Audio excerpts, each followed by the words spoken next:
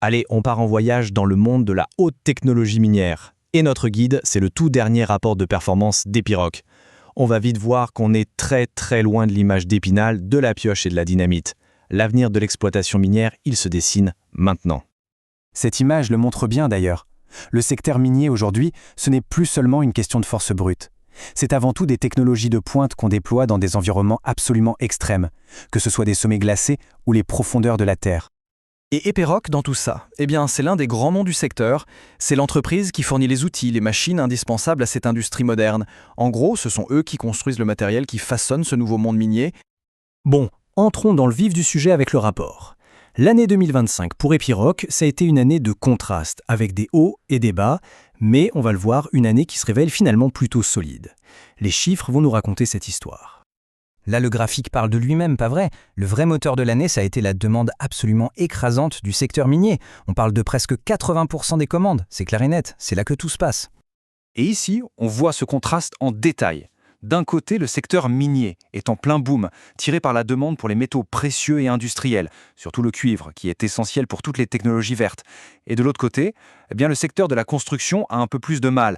C'est vraiment une histoire à deux vitesses. Allez, on passe maintenant à la partie la plus fascinante, je trouve, la technologie. C'est là qu'on voit comment toute l'industrie est en train de se réinventer. Pas dans 10 ans, non, mais aujourd'hui même.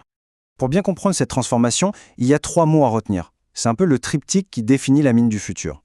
On a l'automatisation pour l'efficacité, l'électrification pour la durabilité et la numérisation pour l'intelligence. Alors, si on commence par l'automatisation, attention, ce chiffre est juste dingue. Plus de 3900 machines qui fonctionnent toutes seules, sans conducteur. Ce n'est plus du tout de la science-fiction, c'est une réalité opérationnelle et à très grande échelle. Mais le plus important avec l'automatisation, au-delà de l'efficacité, c'est la sécurité. Les opérateurs ne sont plus coincés au fond des mines. Ils pilotent ces monstres depuis des salles de contrôle bien confortables, en surface, à des centaines de mètres du danger. C'est une véritable révolution pour les conditions de travail. Passons au deuxième pilier, l'électrification.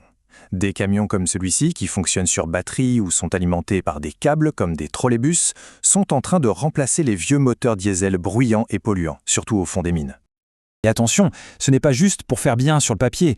Les résultats sont concrets et ils sont vraiment impressionnants. Tenez, dans une mine en Suède, cette technologie a permis de booster la productivité de 23%, de faire monter les camions 50% plus vite et surtout de réduire la consommation de diesel de 80%. Énorme. Et le dernier pilier, c'est la numérisation. On pourrait dire que c'est un peu le cerveau de l'opération. Grâce à une multitude de capteurs et à l'analyse de données, on rend l'environnement plus sûr, avec des systèmes anti-collision par exemple, et beaucoup plus efficace, en suivant en temps réel l'état de chaque machine. Bon, après ce tour d'horizon technologique, revenons un peu les pieds sur terre et parlons finances. Pour bien comprendre la santé de l'entreprise, il suffit juste de maîtriser quelques concepts, c'est très simple.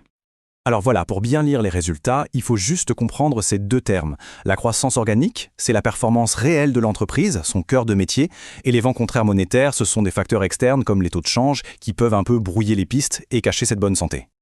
Et ça, c'est vraiment le point clé. Malgré ces fameux vents contraires, le cœur de l'activité, la croissance organique, est non seulement solide, mais en plus elle accélère. On passe de plus 10% à plus 11% sur le dernier trimestre. Ça veut dire que l'entreprise, fondamentalement, se porte très bien. Allez, pour conclure, on va prendre un peu de hauteur et regarder ce que tout ça signifie dans un contexte plus global. Si on devait résumer cette année 2025 d'Epiroc en une phrase, ce serait celle-ci.